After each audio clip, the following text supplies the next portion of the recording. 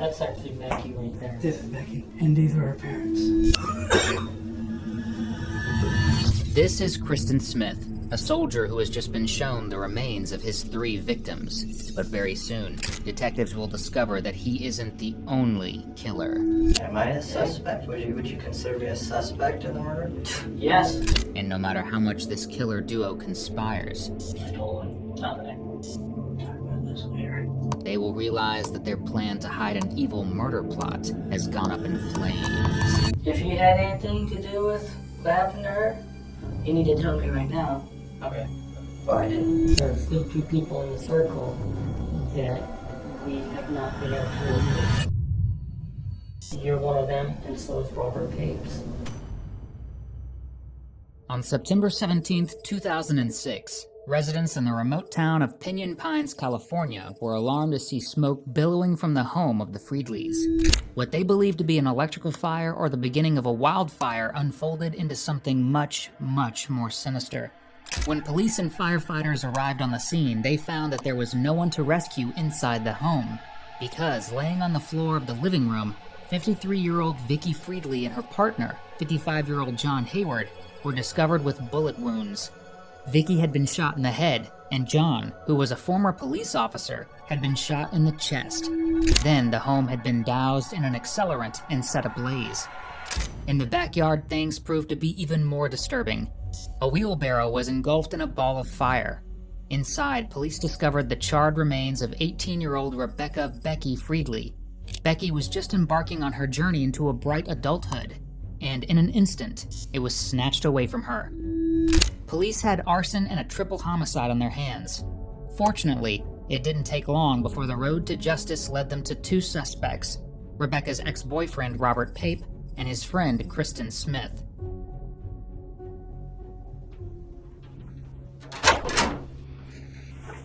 Hey, Robert. How are you doing? I'm fine. How you doing? Well, I just don't know what's going on. No one tell me if I'm under arrest or what the deal is. Okay, well, I'll be happy to kind of explain everything that's going on, so you're kind of well aware. You doing all right now? You don't have no physical injuries? Oh, no, sir. Anyone mistreat you? No, Make sir. you any promises, threats, or anything like that? No, sir. Okay. You know who I am? Are you Leclerc? Yeah. Yeah. Detective Leclerc? Yes, sir. You remember who I am? Yeah. Okay. Do you have any idea what's going on today? Well, it obviously has to do with the Friedlis, Rebecca and her mom and her stepdad. Okay. You on probation right now for anything? Yes, sir. What are you on probation for? It was petty theft. Okay. And that's all taken care of? Yes, I just finished my community service for it. Okay. Obviously we're here because I've been investigating this murder for some time. Some information came to light. I've taken some information to a judge. He reviewed the facts. He kind of agreed with my assessment. Obviously, we had the search warrant for your home. I have a search warrant to collect your DNA. Is that all right with you? But that's fine. The blood sample or? No, it's something easier than that. It's just like a saliva sample. You know, you just stick a Q-tip in your mouth and collect a saliva sample from your cheek. Okay. Other than that, I'm sure you probably have some questions. What do you, that's something I'd volunteer. Obviously, Okay. there's a little more reason for the search warrant, me being detained and everything. Okay. Well, and am I under arrest or, Well, you're not free to go right now because we got a obligation to meet our requirements of our search warrant and obtain certain things. But let me, if you have something to say that could change my mind or my direction, I'm really willing to hear what you have to say. However, because you're at the police station and you've been here for several hours, I am required to read you your rights. Okay. Okay. So let me do that. The detective reads Robert his rights. Though Robert was convicted of petty theft for shoplifting in 2007, that detail was ordered to be withheld from his eventual trial. Throughout the years of legal complications that we'll cover, Robert was painted as a good religious man who had never been in trouble with the law before. Personally, I'd count theft as trouble with the law, but I guess when you're comparing it to triple homicide, it's a little easy to sweep under the rug. Obviously, you've gone through the court process before with this petty theft thing. What do you think about all this? I just don't know what would lead you to believe that, I'm responsible for it. I understand that, speaking with me and everything, just the fact that, I was close with her and things like that. I understand that. I just don't, I don't understand what, validates, the search warrant and things like that. I don't understand. Okay, well, I'd be happy to kind of explain some of those things. No one said if I'm under arrest or if I'm not, or what? Well, we're talking about Vicki Friedli, Okay. okay, and her murder. Yes, sir. Okay, so that's some of the things we're discussing. How do you feel today about talking to me about that? In what way? Do I about that case in general, or actually talking to you? How do you feel about, does it make you sad, make you happy? She was a friend of yours. Well, yeah, we dated for over a year, about a year and 2 or 3 months and stuff, and yeah, we were really close. And when it first happened, it was, it was, hit kind of close, but it, it's just, over time, just I had a uncle die about a year ago or something, and then, that was bad too, but just a little bit of time. But I guess the worst part now is just not knowing, what happened.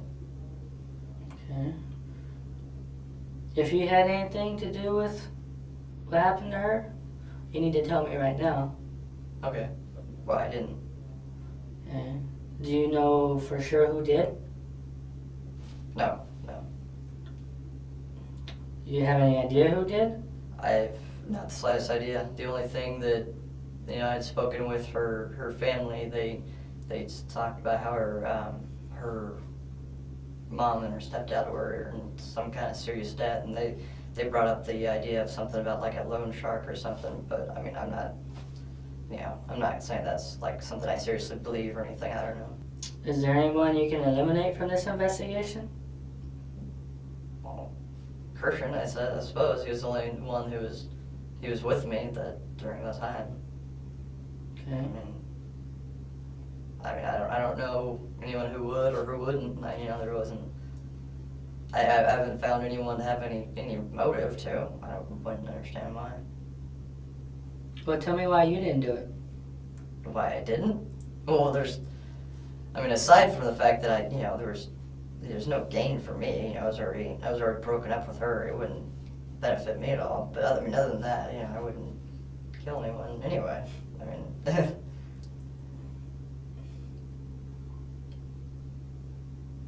Do you think you're capable of doing something like that?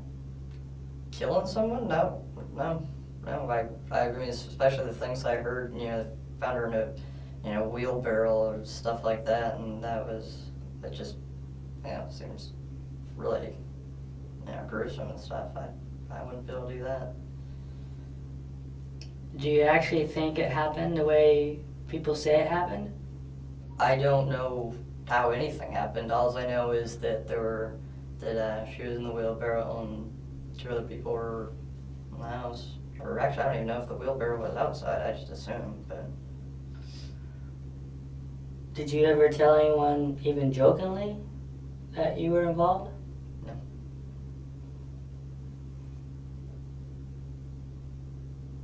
Are you willing to take a polygraph to verify your truthfulness? Well, I just don't. I just like to know why it is so. Why I'm such a suspect. I'd say, if we're getting into all that, I suppose that I'd want some sort of legal advice, some sort of advisor or something. The main contributing factor that landed both Kristen, whose interview was not video recorded, and Robert in the interrogation room are witness statements. Specifically, several witnesses who reported that Robert, Kristen, and Becky all had plans to get together and go for a hike the night of her brutal murder. Then there's the damning evidence scattered across the scorched crime scene, but that won't come along for several more years. What if someone had told me that they saw you driving on Highway 74 that day? I'd say they were mistaken. Okay. Do you remember that day? The only reason I remember as much as I do is just because I had said it so many times, before, and it, I know what I was, things I did. I don't remember times at all, really. Okay. So with that in mind, you think you could kind of give me a recollection of that particular day? I worked that day, and I suppose I drove home.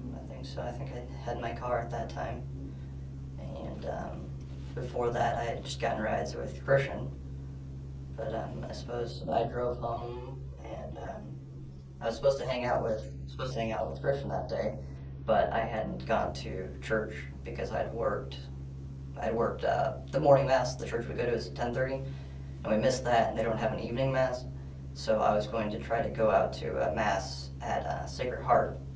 And as we were driving out that direction, I gave them a call and found out we'd missed it, so we went back over to Christian's, and they were playing games at some point, and then went paintballing. I don't believe we stopped anywhere. I think we were just driving, and then we ended up turning around and just going to his house. Okay, so tell me specifically what happened when you got to his house. Oh, crap. I really don't remember that day very much at all anymore. I probably should have written it down or something, but I think we just got to his house, and we wanted to go paintballing him, but because the gun that I had I'd gotten it from my friend, and it didn't work all that well, and I was going to try to see if I could get it to shoot right. And so we were hanging out at his house, and ended up going out there, and we were out there for a while, and came back. And what do you mean by going out there? Oh, we went out to behind James Workman Middle School. There's like that big desert area, but there's a spot where there's a lot of like tables and chairs and a bunch of stuff that people brought out there specifically for paintballing. So that's where we're going out to play with the guns, but just basically trying to fix my gun the whole time. I think Christian's worked pretty well. Were you able to use your gun at all? Oh, yeah, I fired a few, I believe, but I mean, it kept leaking air, so it didn't last very long. Did you guys talk to anyone? Anyone come by that you know, and hey, what's going on? Well, no, because it's kind of like back like behind the school almost. So I mean, you're not gonna like see someone driving through the. Well, I mean, no other paintballers there. Or Mm-mm. You talk to anyone on the phone while you're out there? I don't believe so. If anything, maybe my girlfriend or something, but I don't know. I mean, would you typically have your phone with you? Sometimes, but I mean, we were planning on doing some like, little skirmishes, just us two. So if anything, I'd probably put my phone in the car or something, because I wouldn't want to get it all dirty, because it's all desert. Okay. Would you leave your phone on or off? It's very possible I'd turn it off. Why would you do that? Why would I turn it off? Just because it saved battery. My phone, a lot of times I'll use it to, it plays MP3s, so a lot of times I'll use it to play that, so it runs down the battery fairly quickly. Robert does a great job of sounding casual about his phone being off, as if it's an everyday occurrence for him. But when detectives asked those closest to him, they learned it was anything but. Robert's partner from January 2006 to 2015 told police that in their entire relationship, the day of Becky's murder was the only time where she was unable to get a hold of Robert for several hours. In 9 years, there was only a single 2-hour span where Robert was completely unavailable. Coincidentally, that's during the exact time when Becky, Vicki, and Jon were murdered, between 7 p.m. and 9 p.m. At 7:13 p.m. on September 17th, Robert's phone turned off. At about the same time, Kristen's phone also went off. Records indicate that the phones either went into airplane mode or were completely turned off. Both phones turned on again at around 9:44 p.m., over 2 hours later. Where they turned off and on would prove to be one of the most damning bits of evidence in this case. But first, detectives have to address what exactly the plan was that fateful night. Well, what's this deal with all this hiking business?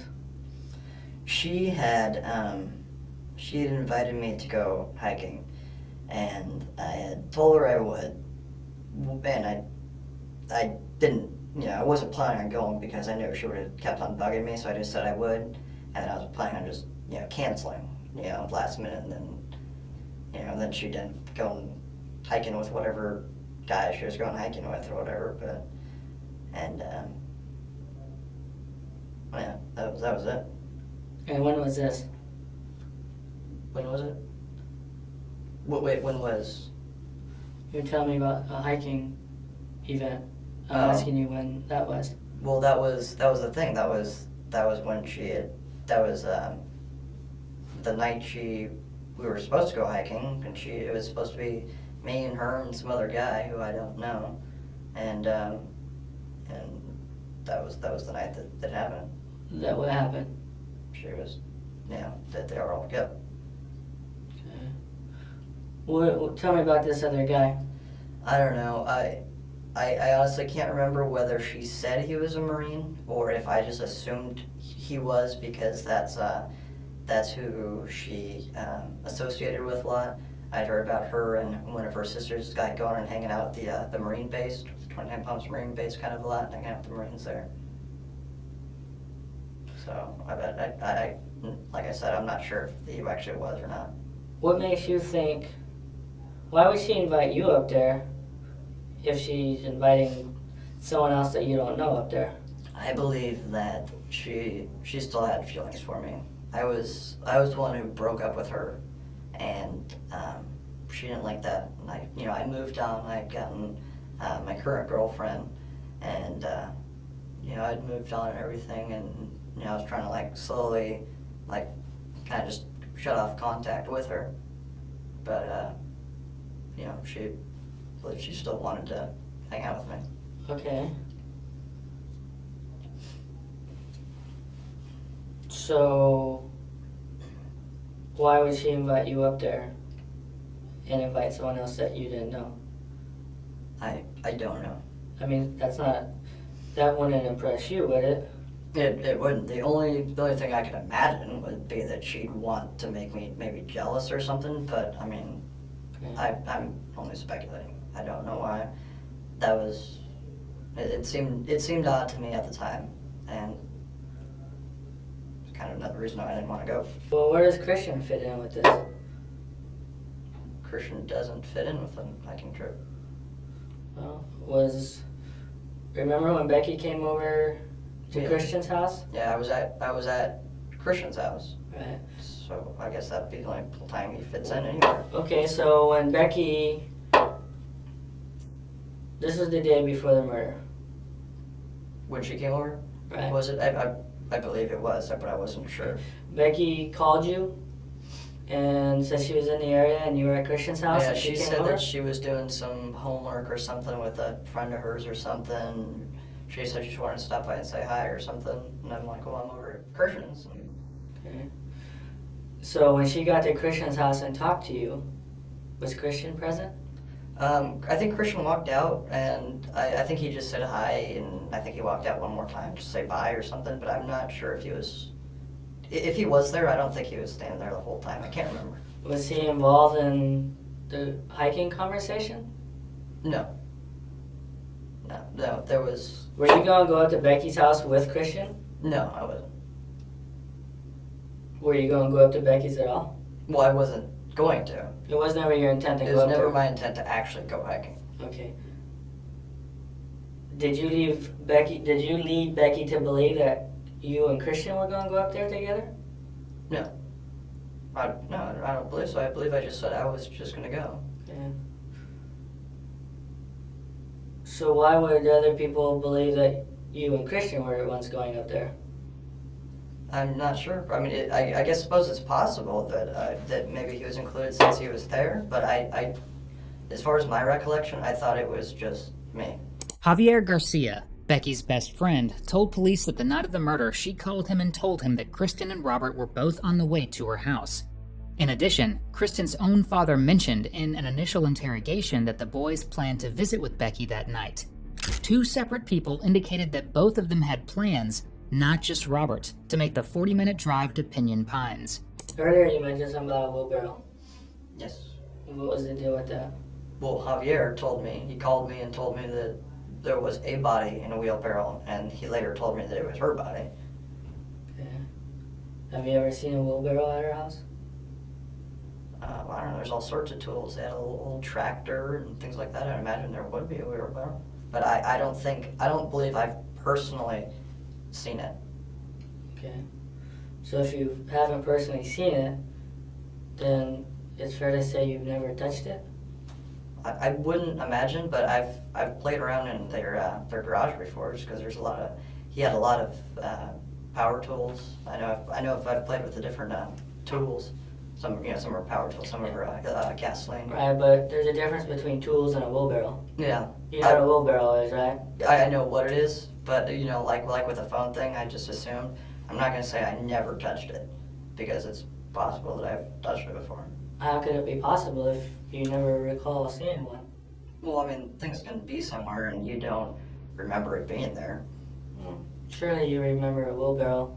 Well, I mean, I don't know what their garage looked like after the fire. It could look like, in the pictures I saw like online, it looked like that side wasn't the garage side wasn't as burnt as bad. So I don't know if the garage is okay. But if you've seen it, there's a lot of stuff in the garage. So kind of like my grandma's garage down here. There's a lot of things in there, and I'm sure I've touched a lot of them and couldn't recall it being there. You know what DNA is? Yes, sir. Okay. And I'm talking about not DNA from years ago. I'm talking about DNA and fingerprints that are left at a crime scene. Okay. You know, that's stuff that you say, hey, this is stuff that's left now, not from 6 months ago or 12 months ago and all that stuff. Mm-hmm. Okay. Okay. So she died on a particular date. Okay. We processed the crime scene for evidence. Okay. And certain evidence was collected. Okay. And that evidence tells us certain stuff, and it even gives us time frames. Okay. So would your DNA or fingerprints indicate that you were at that house on a day? You're asking me? Yeah. That she died? No, it would not be there. Okay. DNA on the wheelbarrow would eventually prove to be too degraded to provide any insight into the investigation. But DNA next to the wheelbarrow, well, that was a whole different story. One that Robert has no idea is about to unfold, because in all likelihood, he has no clue that anything was left behind at the scene of the crime. Becky had feelings for you. Did you have feelings for her still? She was a big part of my life, and, I couldn't just cut off everything, but it was, I was in the process of moving on. Definitely there wasn't as much feelings as there was, earlier. Okay. So let's take like the 7 days prior to her death. Okay. Because I understand, you guys broke up, like what, January of 06? So we broke up in January, that would make sense. Do you know when she died? September, because the year Do you know what anniversary day? just came around. No, I don't know. Okay. So in those 9 months, have you guys communicated, or what was the relationship in those 9 months? Specifically, say September. I'm sure February maybe you guys talked more than September, or vice versa, so tell me how that worked. I think the time that I had spoken with her, like the night before or day before or whatever, before the murders, whatever happened. It was a murder. Okay, all right. Then I hadn't spoken with her in good amount of time, because I was, like I was saying, I was trying to slowly stop the communication, just kind of move on. I don't know what you mean when for your time frame, a little amount of time. Okay, I honestly don't remember the last time I had spoken with her before that. It was probably more than a month. Did you talk to her on the day she died? The day? Yes. Okay. How many times do you think you talked to her on the day she died? I believe once. Okay. Did you see her that day? No, not that day. Okay. The day before she died, you talked to her in person at Christian's house? Yes. Okay. Did you, and I know you said she called on the phone before she got to Christian's house. Okay, yeah. So that's 2 communications that day. Did you guys have any other conversation that day? Wait, 2 communications that day?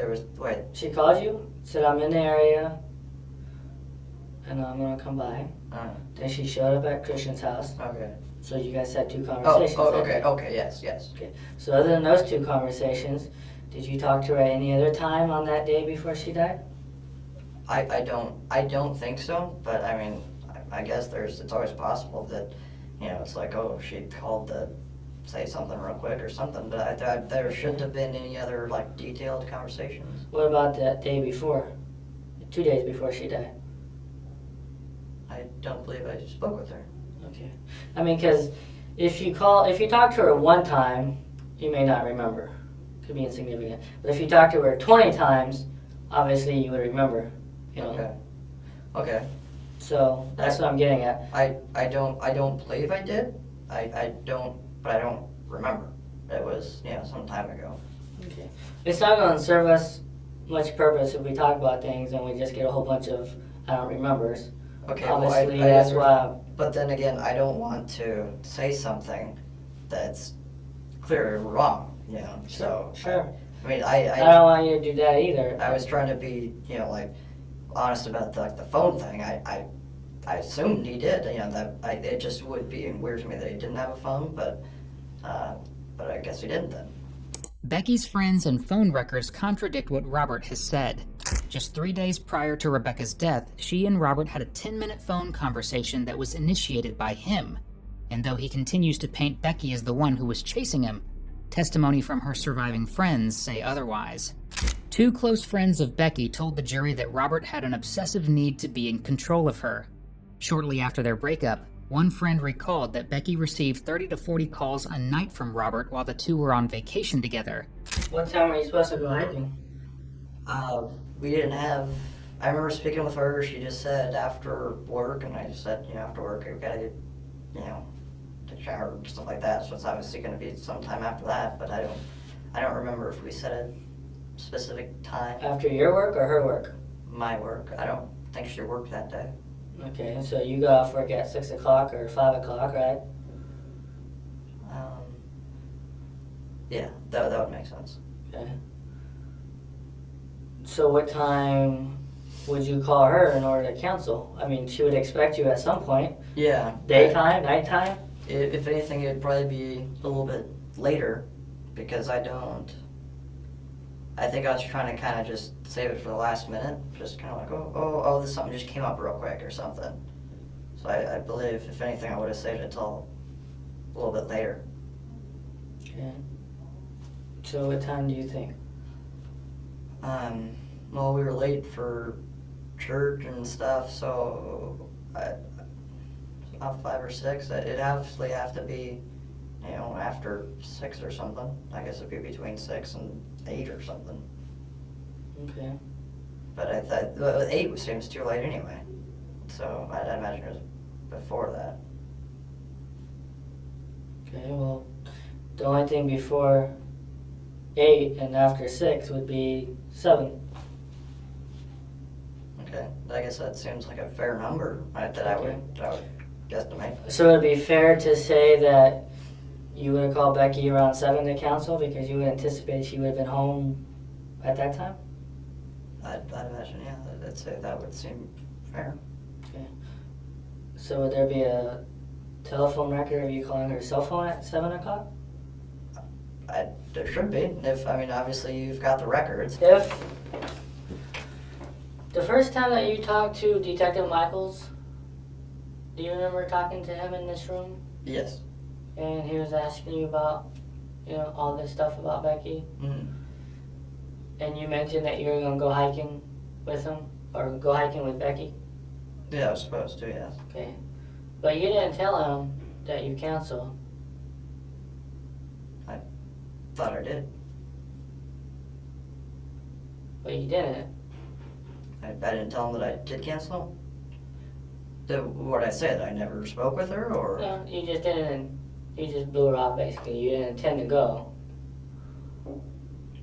Well, because I believe I remember talking about her calling, I believe she called Christian's cell phone after that because she knew I blew her off.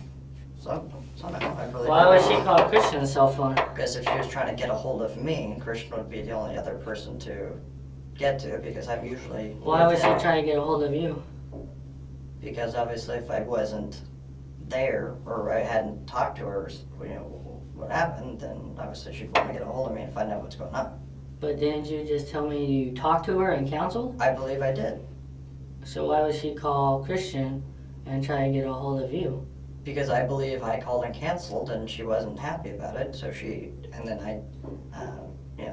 called Christian to get a hold of me because I believe if I had stopped talking to her, maybe she called me and I didn't pick up or something. Okay. Alright, you want to drink of water? My mouth is a little bit dry, but I mean, I was just... We're almost done. Okay.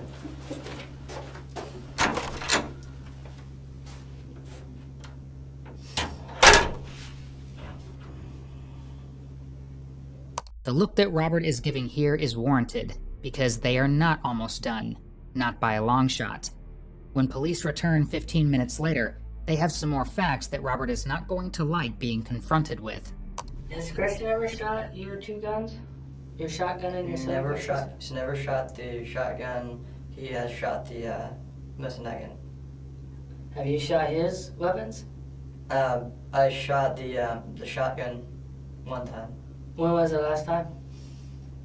It was when he first got it, and that was a good deal of time ago. So I mean, I guess you'd have to. I couldn't even say when it was. Okay. They found a holster at your house. Yes, sir. And whose holster is that? That is mine because I was hoping to get a Glock for the class, peace officer training class. Okay. And I mean, I'll tell you, but if you want to verify, you can verify with my brother. I'm trying to save up money, and it's really going to be his, but I'm going to use it for the class. What caliber are you looking at? I was looking at the Glock 22. It's the full size 40 caliber because it's. I just heard it was just what the police officers are using now, which is a little more powerful than the 9mm, but it's. I guess it's just a little more powerful than 9mm, but I don't really know much about it. Have you ever shot a 40 caliber? No, sir. Did Christian's dad, Jon, you know him? I know him pretty well. I mean, just because he's my friend's dad, but. Okay, I mean, he said he kind of knew you pretty well. Yeah, I mean, we watched movies and talk like that. Talk things. He was kind of under an impression that both you guys were going up there too. You thought we were actually going to go up there? You and Christian. Where would he get that from? I don't know where he would get that impression. Okay. Was there some conversation that you guys had that maybe other people thought you guys were going to do something that you didn't actually intend to do? Like go up there? No, we never had the intention of actually going there. You ever heard of like pro-life Catholic ministries? Pro-life, against abortion.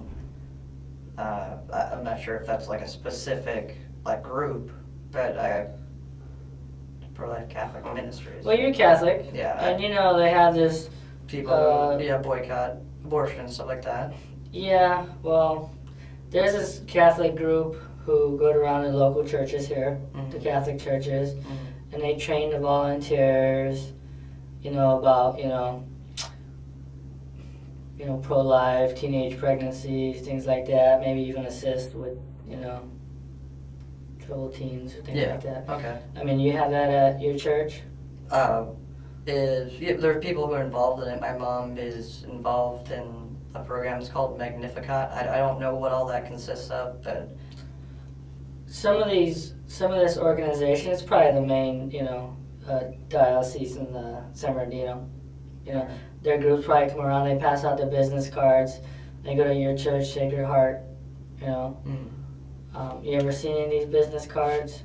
a business card. I don't know. Well, they say pro-life ministries on them. I don't recall, but I would imagine maybe I've seen it, but I just don't recall seeing it. But I mean, it's just a business card. I don't know. well, it's just not a business card. You're 19 years old, Yeah. okay? You go to college.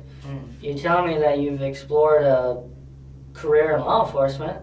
You've taken this class. I'm taking it now. Yes. Sir. Okay, so these aren't just general questions. These are things that maybe you know the answer to or you don't. Okay.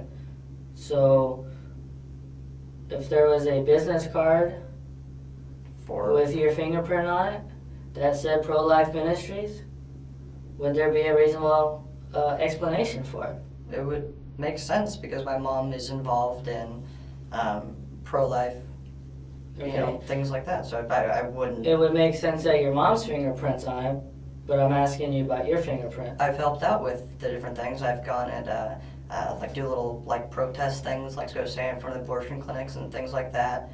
I've passed out flyers and stuff. I mean, if a business card was part of that, then I'm not ruling out that I wouldn't have touched it. It would make sense if my fingerprint would be on something like that. Okay. Was Becky involved in that? Pro-life? I don't believe so. I mean, would you have conversation with her about it? I know we've spoken about it. I don't think she's ever done anything that involved stuff like that. I don't remember. So would you give her a business card? Maybe I would. I've got things like that that Robert, you telling me that you're kind of involved in it? Yeah, I wouldn't actively. But Becky's not. You would remember if you gave Becky a business card related to this pro-life abortion stuff, okay? I don't know why I necessarily. Recently? Okay. Okay. I don't know why I would have given her a card like that. I really don't know why I would have. Well, I'm asking you, would you have or would you not have? I'm not saying it's something I'd never do. Well, certainly you would remember if you did. Well, I don't know why I would necessarily remember something like that. Why is that such, it's not like a significant event. It's just... Well, Becky's death, okay? Becky's murder is pretty significant. But I don't know how that makes a business card significant. Well, a business card about, pro-life and things like that, you're involved in it, she's not. Okay. You would remember. Why would you give it to her? Why would I remember that specifically? It's a business card. You remembered a lot of things that weren't significant about all this. Like what? All sorts of things. We've talked about things for all sorts of things that you remember, calls and conversations and places. They had no significance, but you seem to remember that. This simple business card is one of the most pivotal pieces of evidence in the entire case. It was found mere feet from where Becky was killed behind her home. Police immediately discovered partial fingerprints on it, but fingerprint and DNA analysis had some evolution to go through before they could confidently match it to a suspect. In 2014, technology finally caught up. Kristen's fingerprints were identified on the business card. In all of Kristen's interviews, he repeatedly told law enforcement that he had never been to Becky's home. So how did his fingerprints get on a business card 40 minutes away, high in the mountains, at the scene of a violent crime? Am I a suspect? Would you consider me a suspect in the murder? Yes. Why was it that Christian's dad was told that, We're not talking about Christian. I didn't say We're talking about Robert Papp.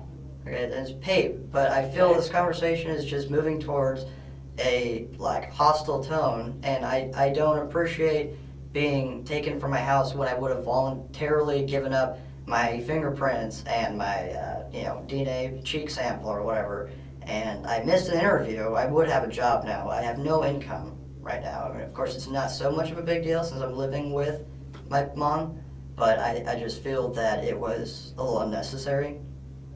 I thought Vicki Friedli's tragic death was significant in your life. That was significant. Well, it is significant. What says that that's not significant? You just I you just turned the page and thought some other things in life were significant. Why Christian's dad said this? Who cares about what he said? Let's talk about Robert. because someone he spoke with said that Christian and I weren't suspects. But it seems pretty obvious we are. When was that? You can ask him. I don't remember exactly when it was, but Well, someone had. He's not here, so I'm asking you. When was that? Today? Yesterday? It was maybe about 4 months ago. Okay, well, things have changed in 4 months. Have they changed that much? They're really focused on. Were the police in your house 4 months ago?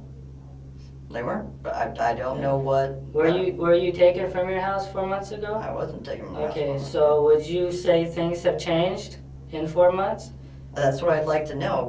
I'd like to know what has changed, and I had asked that, and I don't know what's going on. Okay, well, I'm a person who collects information. I'm not in the business of giving information. Things have changed, and things constantly will move forward. Okay? And while I'm giving you an opportunity to show your truthfulness to me. Okay? And if you want to take a polygraph test and pass the polygraph test, then that will show your truthfulness. Really? Okay. Well, the other thing is if you look at the other side of the coin, when you, consider that, an attorney's only goal is to be like defending and making money. Well, obviously, isn't that saying that your only goal is to try to like make someone look guilty so that, maybe you can. My only look goal is better? to find the truth. The facts. Okay? I get paid the same whether crime gets solved or doesn't get solved. What I'm making is it just seems like it's moving towards more of a hostile tone, and I just feel like I would feel more comfortable seeking some sort of legal advice. You can do whatever you want, Robert. Okay. Okay. All right. Well, then that's what I'm saying that I want to do. Okay. And you'll be able to. You can do that. At this moment, Robert doesn't seem to realize how in limbo his life really is, because police have more records and evidence that they've yet to disclose. So your service is with Verizon. Yes, sir. Okay. And every time you make a cell phone call, it is Documented. documented. Okay. And you know what a cell tower is? Yes, I know what a tower is. Yeah. Okay. A tower gives you a location where you're at. Okay. Okay. So based on the triangulations of the cell towers and your phone call history, I can tell you where you were at when you made certain phone calls. Okay, and like I said, One thing we need an explanation for is where you were at when you made a particular phone call, because it's not jiving with your story.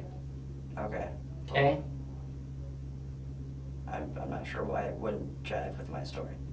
It wouldn't if it wasn't the truth. Okay. Okay? Remember, the truth doesn't change. Okay, and I'm telling you what I remember. Okay.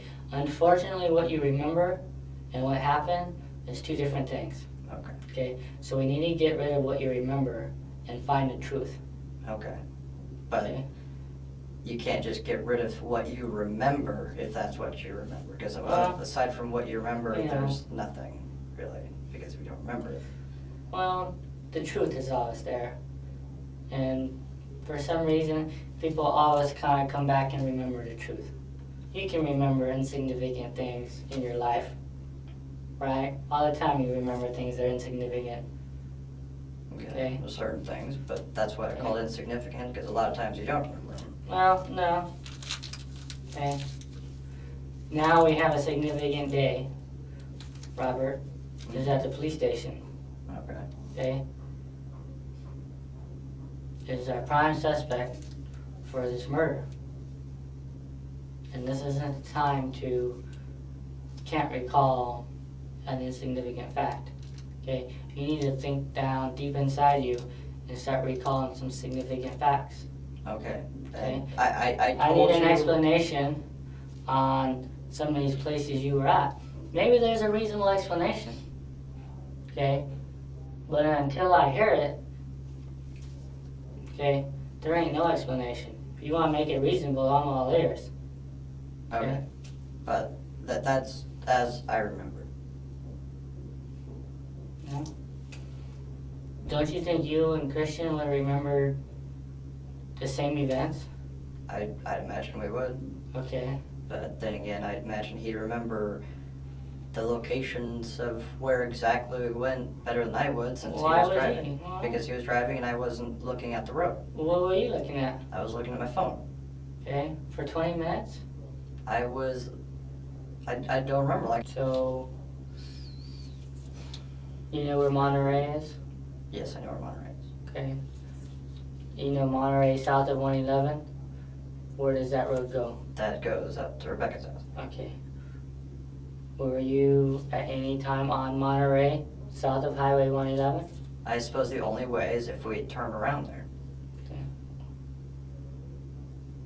Well, why would you turn around there? You have no idea where you turned around. That's what I'm saying. I'm saying it's possible that we turn around there. I didn't say that we did. So with that in mind, you really have no idea how far you got. I don't know. Like I had said. But the cell phone towers know. Okay. Okay. So with that in mind, your story needs to fit the cell phone records. Okay. Okay. So, let's say I turned around there. I'm not gonna, just because that's what the records say doesn't mean that I'm gonna say that I remember it. Of course. Okay. But what if I turned around there? Let's say we're driving down Well, 111. turning around there doesn't answer the question anyways. I don't know. Maybe we were in the right lane and he, couldn't get into the left lane quickly enough. That so it still takes a doesn't rest. answer the question because I just said that. That's not the facts. What do you mean? Because you just said that. I'm just giving you an example. I'm giving you an example that that's If you possible. turn around at 111 in Monterey, it still doesn't jive with the cell phone records. Okay, like I was Because the cell saying. phone records aren't at 111 in Monterey, they're somewhere else. Okay, I don't know where they are, but I'm telling you what I remember. The only way to unlink yourself Hmm. is to show me that you're not involved. Okay, I don't know how to show you that I Okay, wasn't. I'll tell you. Okay? You contact me when you want to take a polygraph test. And you pass the polygraph. And then that will show me. that So you're not if involved. I pass a polygraph test, I will no longer be linked to this murder. You will not be a suspect. That's not exactly how it works, and if he did fail his polygraph test, it wouldn't be admissible in court. However, the detective already has evidence under his belt pointing to the fact that Robert is lying through his teeth. Just before both Robert and Kristen's phones shut off, they pinged off a tower alongside a remote highway, Highway 74, or if you're in California, the 74. With Robert's retelling of events and the timeline, there is no logical reason why their phones would ping off the only road leading to Becky's home, just an hour shy of her murder. But police have a good idea where Kristen and Robert were heading, and they're eager to get more admissible evidence to prove it. Yeah, I'm gonna take your picture, so you stand right here.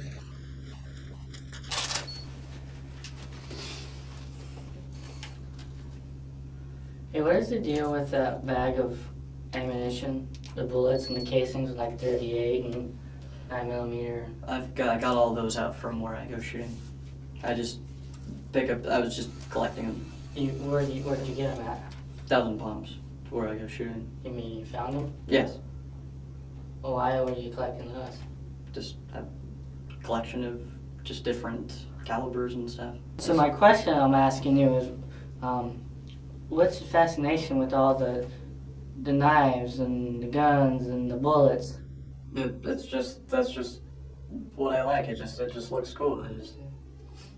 I watch a lot of action movies and just things like that. You got anything to add from the things we discussed today? No, I don't. You have my number? No, I don't. I don't have.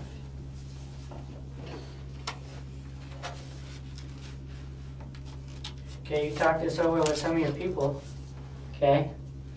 And you get back with me, okay? What I said makes sense to you?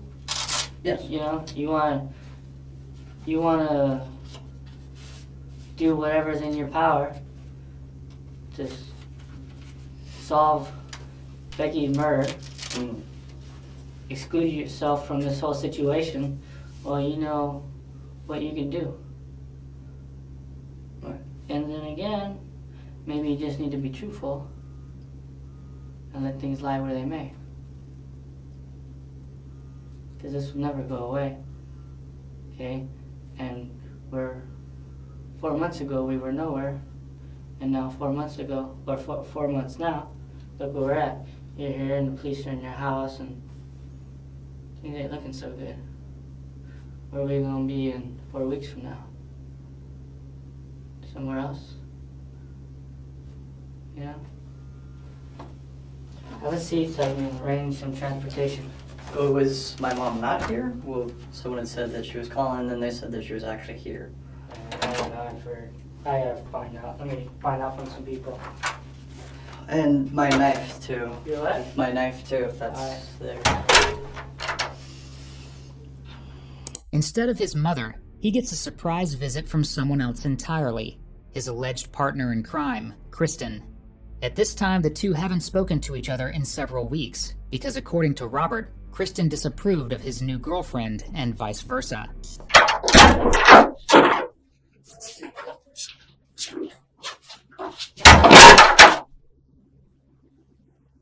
going on? Get that damn drum on me. Get that damn drugs. What you guys talking about? Damn thing. Yeah? Well, just the usual, but apparently there's been a break in the case recently. He was telling me that I guess they found something, so they swabbed me for my swabbed my cheeks for DNA and fingerprinted me. And they did the same to me. How long have you been here?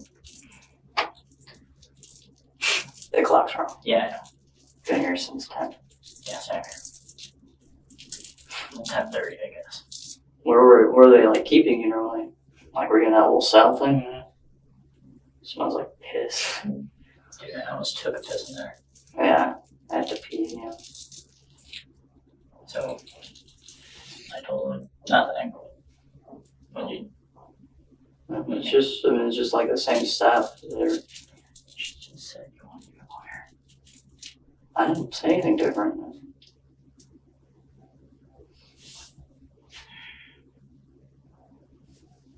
Been here for way too long. Yeah, I'm hungry. Have you spoken with anyone? Like, where were you? Your house? Yeah. I was asleep. Woke up. Sure. Come to my house. Church boy.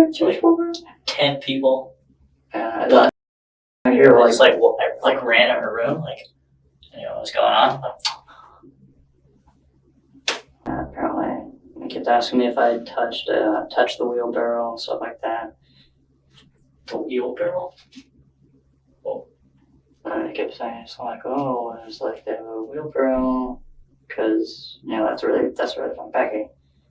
And that's what Javier told me.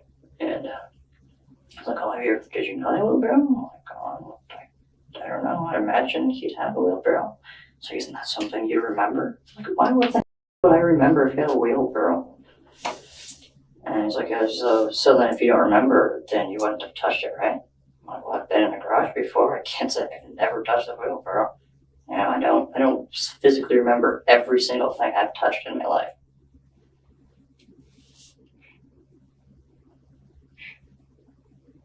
Talk about this later. I'm saying what I had said already. Yeah. Sorry.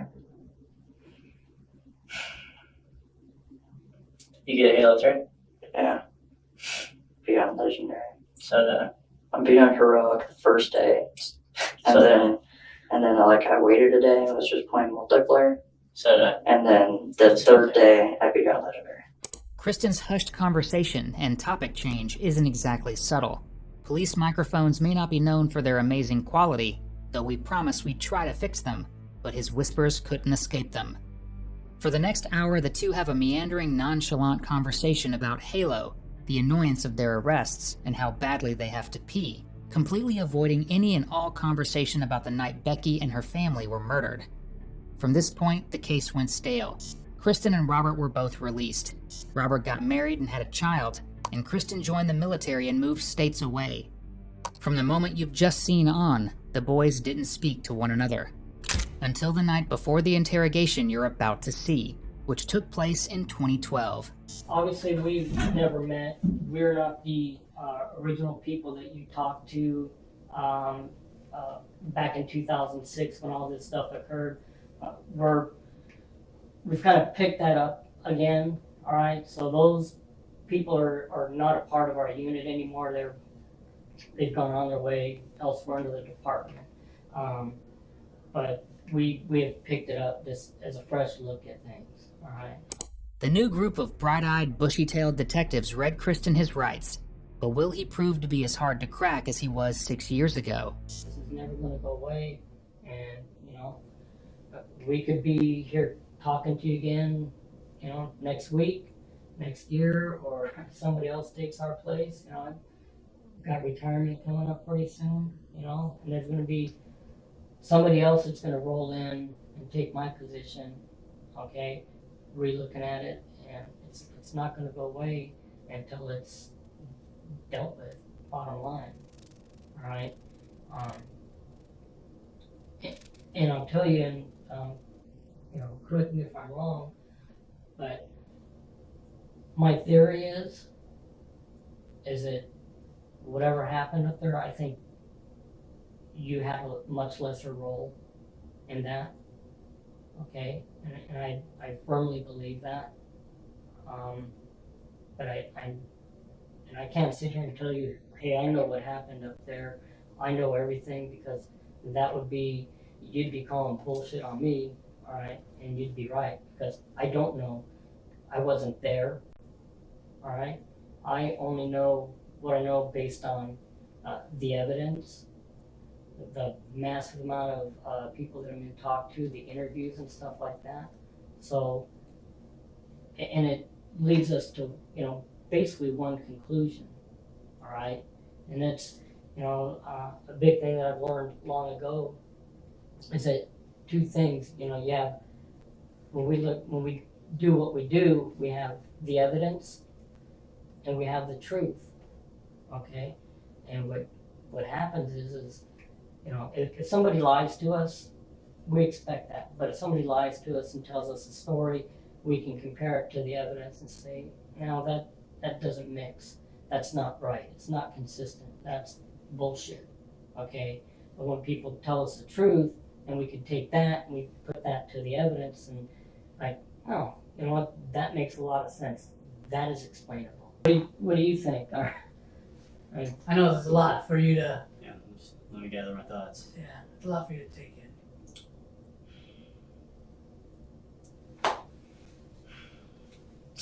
Well, you guys are. With respect to you guys, guys are obviously implying that I was involved in it in some way. And that being said, and it being 6 years ago, I don't remember those dates or exactly what happened. So not to implicate myself in anything wrong, or I don't want to say word twist or anything like that, because I don't believe that you guys are here to do that to me. Not at all. No. I'd feel much more comfortable with a lawyer or something like that, because, like I said, 6 years is a long time for me to just start It is. spouting off what I remember or what. And Kristen, that's you know, I guess that's part of the spill on this. Sometimes I get carried on. Again, the last thing either one of us want anybody to do, anybody, okay, whether they're guilty, not guilty, or anything, witnesses, victims, anything. The last thing I don't want anyone to do is to do that, to screw something up one way or another. As the kids say, that's cap.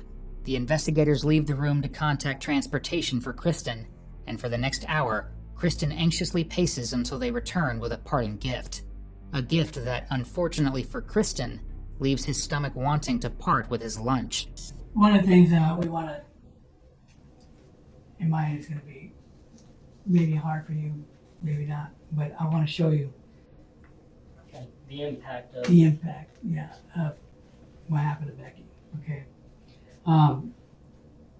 6 years ago, that's what she looked like, and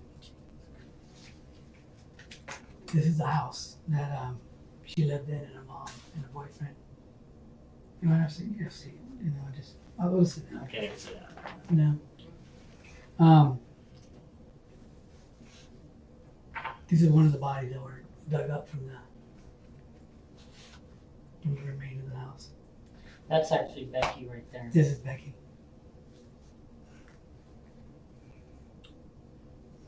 And this is Becky as well. It's hard. I mean, I know it is. You know, she's an 18-year-old girl who didn't really deserve. It's not that. Not this. I mean, not even anything close to that. She just started life, you know. And these were her parents. Okay, and that's when we, you know, as we talked about how serious this is. And I think, you know, we don't need to tell you how serious it is. You know, what can I say? The pictures speak for themselves, you know. She was an 18-year-old that, Prime of her life. yeah. That's what we're trying to put an end to. Yeah. Close this out. Which, yeah. I mean, she did have sisters, family, friends that loved her. And we talked about that loyalty thing earlier, and there's a line you got to draw. There's a line, and again, with the respect and that you asked for an attorney, you know, we won't get into the details. We'll let you initiate this back with us. That is, you know, the kind of like the ball was in our court, the ball is back in your court, and just what you do with that ball is up to you. Okay. And we'll just go ahead and do that, all right? We'll go back out here real quick and see if your ride's here. First sergeant, somebody's supposed to pick you up. Remember, we're gonna be here till tomorrow. We could delay flights. We could come back within a couple hours. It's up to you, okay?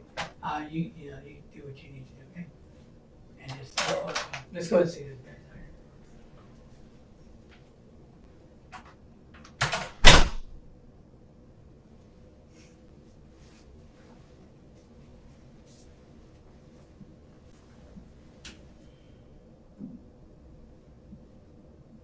The photos have clearly had an effect on Kristen.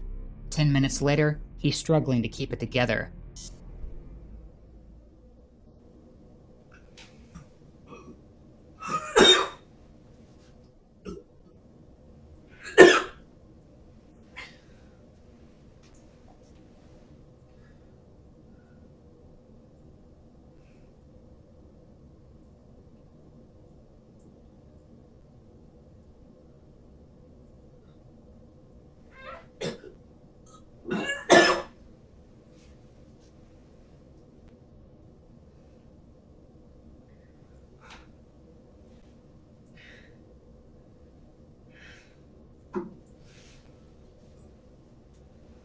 In the end, both Robert and Kristen were sentenced to life in prison for the triple homicide of Rebecca Friedli, Vicki Friedli, and Jon Hayward in 2018.